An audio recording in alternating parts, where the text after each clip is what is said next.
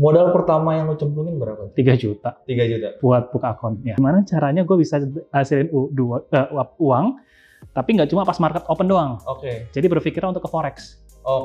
Ya pas gue di posisi itu ya sakit hati gitu juga ya, sedih, kehilangan uang, tapi ada yang profit. Tapi ya sudah.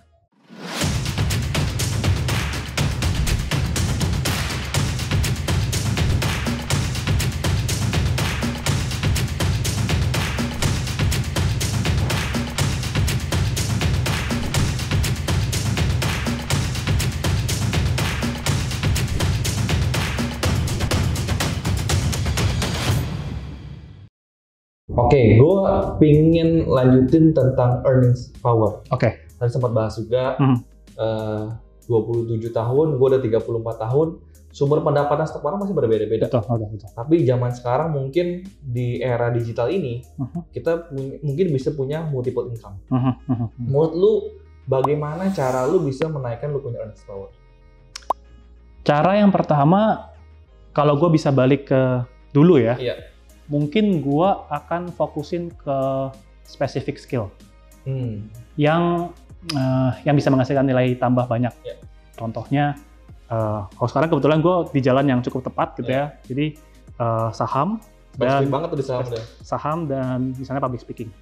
Karena if you have a good public speaking, lu bisa jual apapun sebenarnya, gitu kan. Jadi specific skills kayak misalnya nulis itu juga bisa, videografi, fotografi, yang jasa yang bisa di value editing. Nah, jadi kalau gue bisa balik dari awal, kalau bisa udah specific skill saja. Mau jago masak juga nggak apa-apa, asal bisa ngejual, gitu kan. Nah, jadi specific skills dulu. Pelajarin specific skill, teman-teman passionnya apa, menurut gue semua passion pasti bisa menghasilkan, gitu sebenarnya. Asal kita excellent di apa yang kita lakuin, gitu. BTW tentang earning power ini, gue mencontoh si Bro Tommy, gue sempat nanya sama dia. Kalau dulu dia memang setiap bulan itu sengaja menyisihkan untuk menabung saham.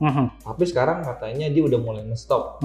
Karena hasil dari profit dia sebelumnya, dia sekarang gulung dari situ. Nah, kalau lu sekarang, apakah tetap menabung terus?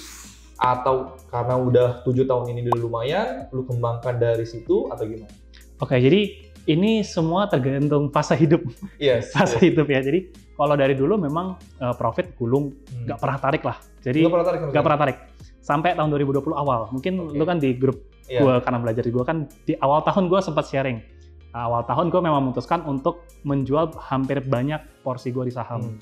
Kenapa? Karena ya fase hidup gue udah mulai berubah nih. Gue udah mulai harus mikirin tahun depan mungkin akan married dan segala macam, harus punya aset, mikirin rumah segala macam. Jadi gue harus mau nggak mau harus narik. Gitu, karena memang ada kebutuhan. Kalau nggak ada kebutuhan mungkin gue akan gulung terus, gitu kan. Mau self reward juga dan segala macam. Jadi ya gitu, tergantung fase hidup, gitu. Kalau tapi kebiasaan untuk nabung ke RDN pasti masih jalan sekarang, masih jalan, gitu. Cuma gue sudah mulai tahu mana yang kayaknya beresiko dalam 1 tahun ke depan, karena kan gue butuh uang di tahun depan, gitu. Kalau gue put all my money in saham, ya kalau bagus gue seneng gitu kan, tapi kalau lagi merah kayak gini berat juga bro, gitu. Waduh, gue udah nabung tiba-tiba merah.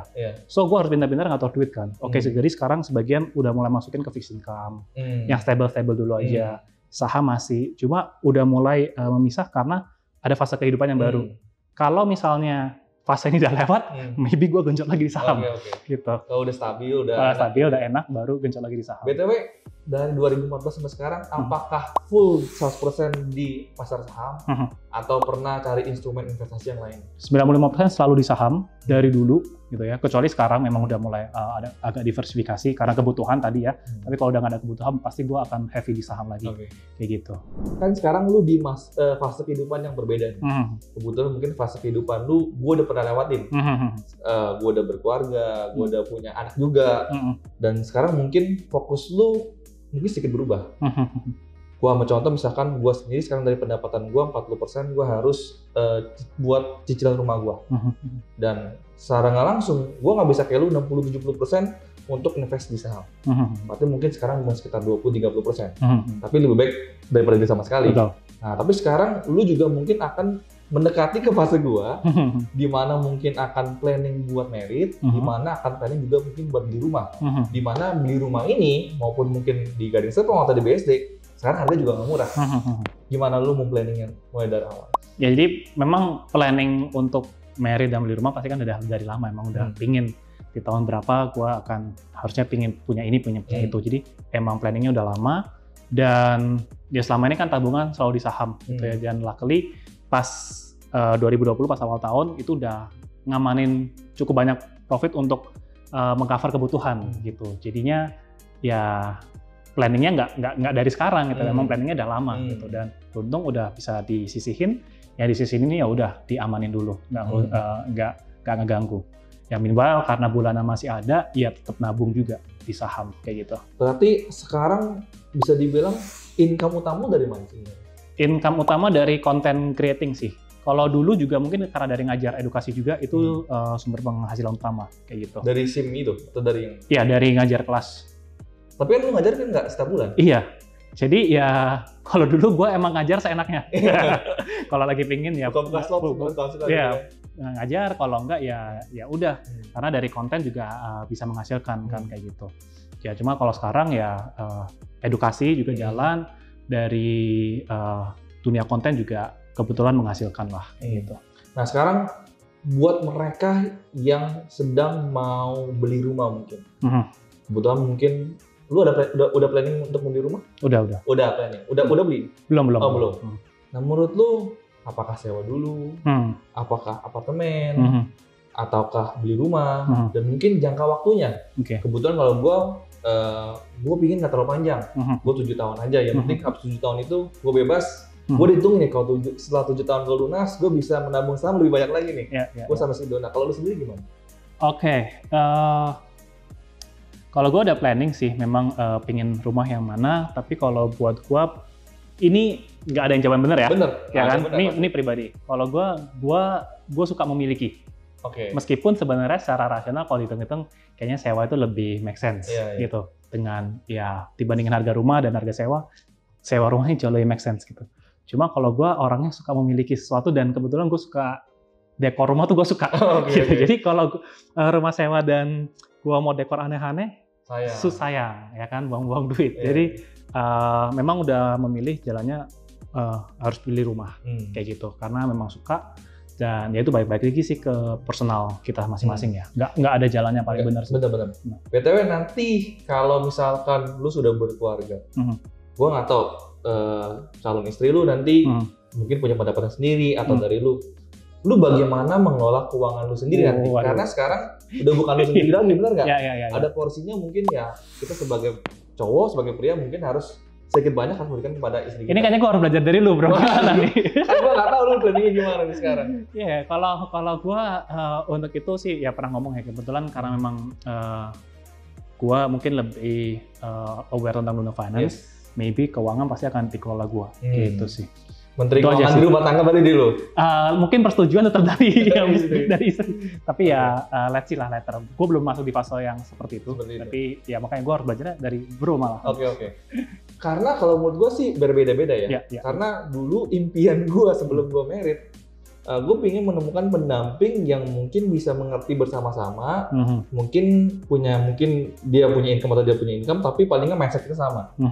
Tapi ternyata seiring berjalannya waktu, ternyata gue mencoba menggandeng istri gue, tapi kayak agak susah gitu. Tapi akhirnya ya udah, gue coba sharing sama dia. Yang penting dia nggak terlalu ganggu gue. Gimana gue berikan agar dia cukup, agar keluarga kita cukup, tapi gue tetap bisa jalan dengan investasi gue. Kalau gue sih begitu. Cuman ya sedikit banyak mungkin kalau kita pinginnya istri kita juga ikut sedikit lah. Gitu. Kalau gue nggak tahu kalau lu gimana nanti. Kalau gue yang penting melek finansial aja. Melek finansial dan bukan hidup yang seenaknya. Kita tetap butuh planning, hidup sederhana.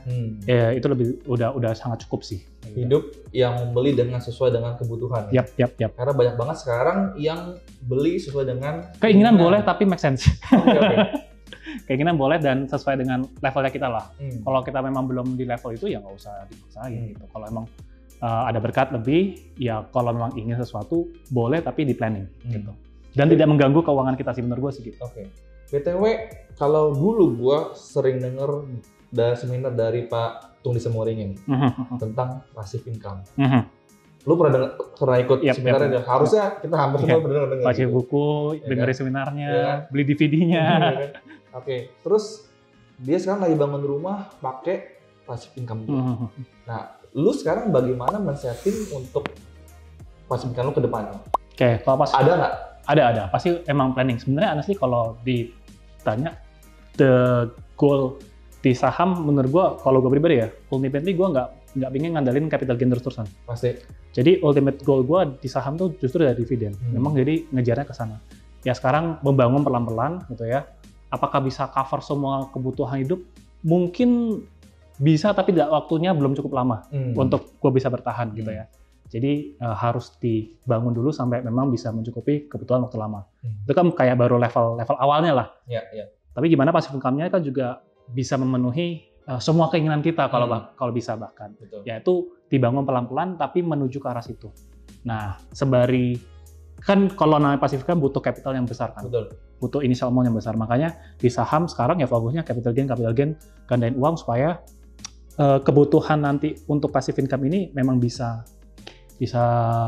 mengcover yang kebutuhan hidup. Gitu. Gue sendiri sekarang baru ngumpulin 1/3. Masih ada 2/3 lagi. Gue udah setting nih masih ada 2/3 gue lagi. BTW untuk ke arah passive income sana pasti nggak gampang. Betul. Apakah lu udah mulai dari sekarang? Apakah sengaja ada bikin 2 portfolio? Sekarang lebih ke fokusnya capital gain dan mungkin capital gain nih misalkan 10% dari profit gue masukin ke portfolio untuk dividen bagaimana? Oke. Wah, kalau ini banyak cara ya, banyak cara. Cuma personally kalau gue sebelum ke saham gue prefer untuk ngandelin yang fixed income, either itu obligasi atau P2P. Itu buat yang benar-benar fix karena di saham untuk dapetin konsisten yang bulanan tuh nggak ada. Karena kebanyakan dividen tuh setahun sekali. Ya, jadi kalau dapat dividen, langsung setahun gitu. Untuk sementara gue lebih masukin ke dananya ke yang fixed income gitu. Mungkin banyaknya sekarang ke P2P gitu yang ada fixed income bulanan gitu. Jadi gue akan membangun itu dulu fixed income karena di saham semua penuh resiko. Jadi harus ada yang fix dulu. Kalau memang fix ini udah bisa ada certain amount-nya, kalau gue udah achieve, and then gue baru building yang saham yang di situ gue memang ada portfolio yang memang untuk bangun passive income kayak gitu. Kalau sekarang ya full capital gain. BTW gue pernah lihat satu story lu kalau nggak salah tentang peer-to-peer lending. Waktu itu kalau nggak salah peer-to-peer lending sekarang aja setahun minimal belasan persen ya. Belasan persen. Jadi kita di market ini di saham ini harusnya bisa lebih tinggi. Harus lebih gitu. Jadi ini jadi beban buat kita juga nggak sih? Sebenarnya juga iya. Jadi ini ya sebenarnya ada beberapa momen kadang-kadang 10-20% nggak susah gitu kan. Tapi ada momen di mana yang nggak gampang juga saat itu kan. Nah, lu sendiri gimana nih? Wah, tertarik nggak nih untuk ya udah ternyata di sini P2P lending resikonya nggak terlalu besar dan lumayan. Kenapa gua nggak lebih banyak ke arah sini? Itu harus ada target certain amount-nya dulu. Nah, jadi emang kalau udah gue pingin let's say hitung-hitungan lah ya. Kan ada yang kasih bunga misalnya 16% lah setahun. Dulu kalau mungkin deposito gitu ya, deposito kita harus mikirnya harus punya 2M dulu gitu ya. 2M dengan bunga deposito 4% gitu. Tapi kalau ini ada yang bisa nawarin 16%, berarti kan 4 kali lipat nih. 4% kali 4, 16%. Berarti modal lu, nggak harus 2M gitu kan. Untuk, kalau nggak salah 2M tuh bisa 10 juta per bulan, which is harusnya udah hidup cukup lah ya. Berarti lu nggak butuh 2M, lu butuhnya 500 juta aja. Nah 500 juta ini gua keep dulu di P2P lending supaya bisa dapat uang bulanan. Kayak gitu. BTW, menurut lu P2P lending ini cocok nggak buat mereka pemula? Gua nggak bisa bilang mana yang paling bagus, tapi menurut gua semuanya cobain. Jadi kalau dulu di awal pun gua mencoba semua instrumen gitu ya. Jadi kecuali obligasi, honestly gue belum pernah beli obligasi gitu ya. Karena dari dulu nggak pingin karena dana harus di lock dan segala macam. Buat gua kurang suka gitu ya. Dan karena tahu saham kan returnnya nggak gitu gede gitu dibandingkan saham, potensi returnnya lebih besar di saham kayak gitu. Nah kecuali P2P lending ini gue juga baru belajar honestly gitu kan. Dan kok bisa ya ngasih return yang tinggi, makanya gue mencobanya gitu untuk mempelajarinya. Tapi setahu gue masa ada resiko gagal bayar ya? Pasti ada, semua ada resiko. Cuma apakah lu nyaman dengan resiko itu? Gue pengen nanya tentang profit terbesar lu secara persentase itu berapa persen dan lu keep berapa lama? Oke, terbesar itu sekarang Harum. Oh, yang tahun lalu? Tahun lalu, itu Harum 250%. Itu. Berapa lama tuh? Itu nggak ada setahun sih. Akhir tahun 2020, Oktober apa September gitu kalau nggak salah. Masih desain sedikit nggak salah ya? Cuma sisa sedikit, tapi major itu udah keluar. Itu kalau nggak salah bulan apa ya? Januari itu ada lepas sedikit, lepas beberapa. Ending-endingnya sekitar Februarian tuh juga ada lepas kayak gitu. Nah, ini menurut gue sekarang yang gue alamin ya. Gue rasa juga mungkin sebagian daripada penonton juga ngalamin. Di saat the profit 20%. Jadi kalau gue mungkin target gue sekarang ya karena gara-gara lu ngomong P2P lending sekarang belasan persen, berarti kita nggak boleh dari P2P lending, nggak boleh kecil dong. Target gue sekarang 15-20%. Gue udah hitung kalau misalkan pendapatan gue segini, 15 tahun lagi kalau gue 15% gimana, 20% gimana. Nah, di saat 20% ini sebenarnya kan kita punya psikologi udah mulai pengen tarik duit. Nah, lu sendiri gimana ngadepin ini sampai gatel dong, masih 250% ini. Dan kalau lu kalau nominalnya makin besar, pasti sebenarnya mental kita makin diuji sebenarnya. Gimana? Lu share sedikit ya? Honestly kalau gue juga nyentuh 200% itu paling besar juga baru tahun ini, gitu. Tapi gue punya beberapa dulu yang 100% berkali-kali gitu. Jadi gue menyadari suatu hal, buat gue juga susah untuk tahan godaan untuk gak ngambil profit gitu kan. Karena selalu belajar kayak dari buku Peter Lynch segala macam, dia bisa dapetin 5-pager, 10-pager yang bisa naik 5 kali, 10 kali lipat. Gue denger cerita orang juga banyak yang 5-10 kali lipat. Gue belum nyentuh sampai di level itu sebenarnya gitu. Nah, jadi gue menyadari kenapa sekarang makin lama holding period gue bisa makin lama. Pertama karena itu, mungkin gue ada kebiasaan dapat profit 20%. Jadi buat gue 20% udah gak menarik lagi. Gitu.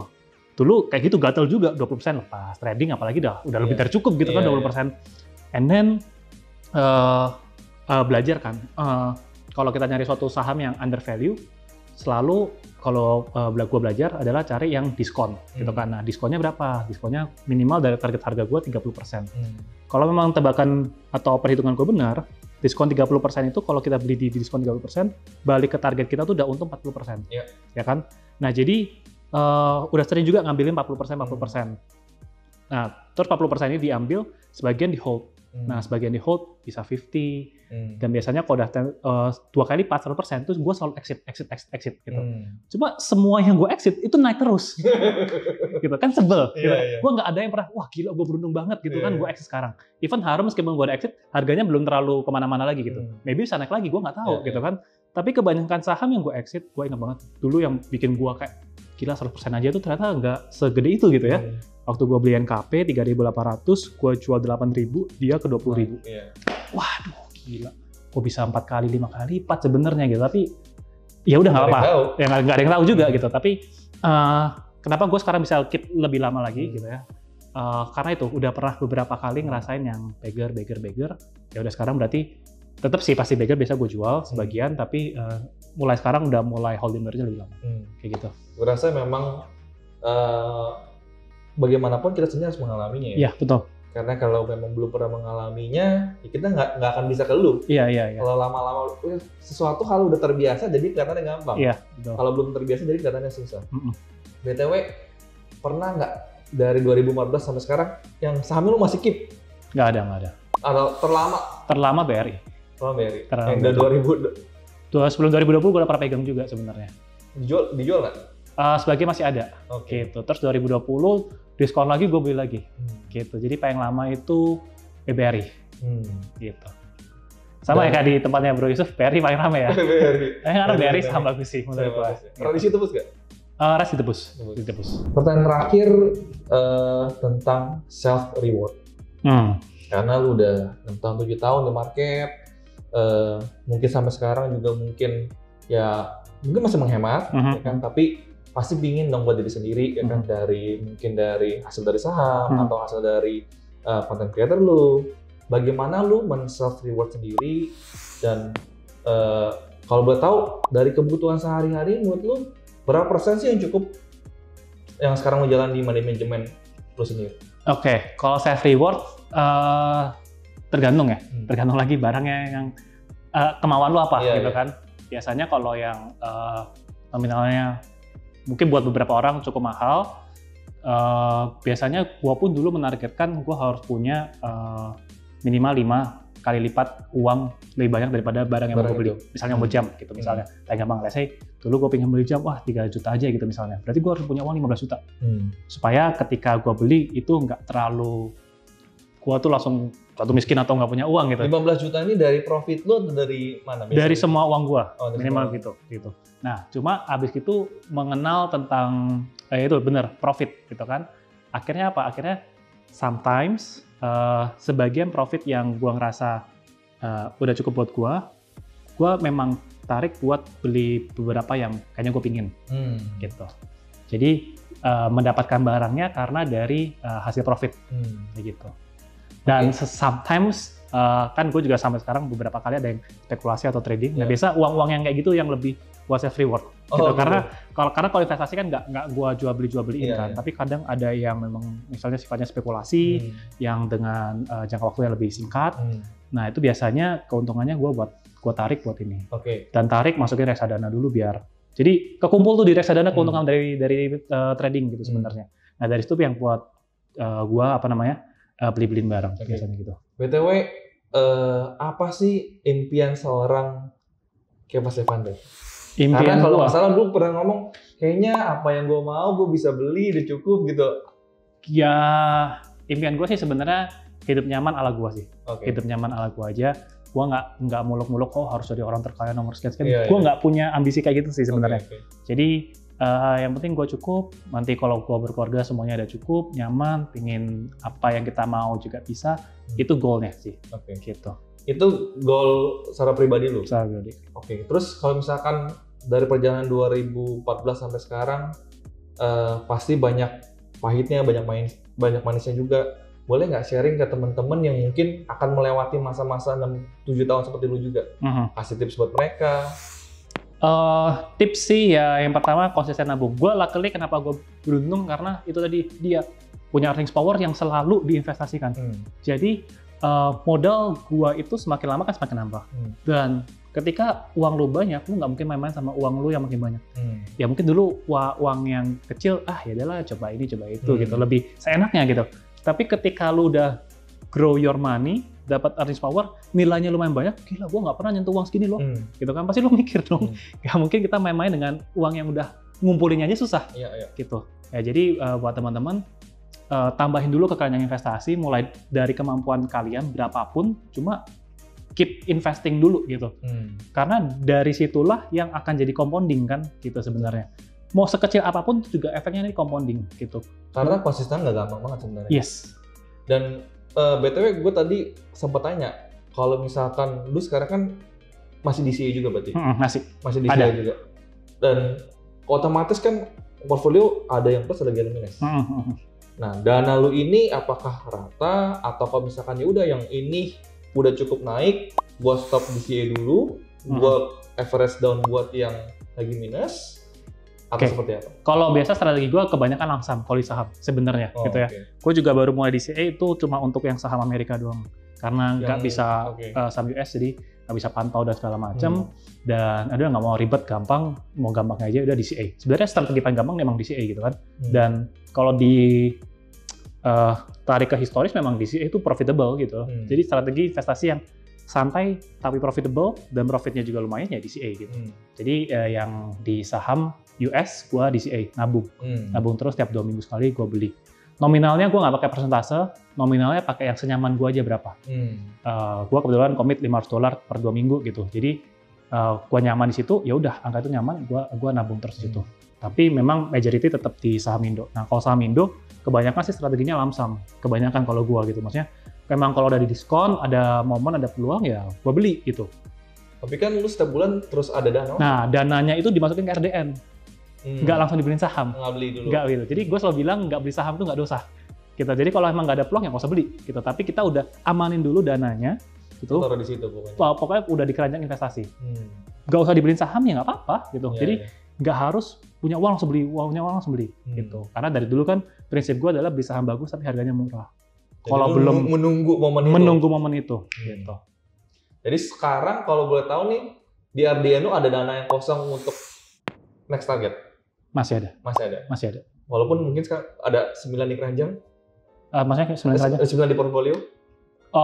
Atau 10 saham di portfolio? Portfolio betul. Sekarang 6, 4, 7. Jadi masih ada sisa 3 nih. Masih sisa 3. Kalau ada yang murah. Dan kebetulan sekarang udah punya target nih. Kayaknya ada 2 saham baru yang mau masuk. Gitu. Itu berarti langsung lamsam nih? Yang ini karena likuiditasnya nggak gede di market, jadi pelan-pelan. Pelan-pelan cicil. Gitu. Oke.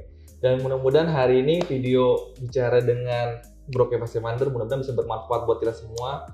Jangan lupa main ke Instagram dia, jangan lupa main ke channel YouTube dia karena gue sendiri juga banyak belajar di channel YouTube dia. Thank you bro. Mudah-mudahan bisa bermanfaat juga buat kalian semua. Ya. Sampai ketemu di video berikutnya. Salam cuan dan bye-bye. Dah.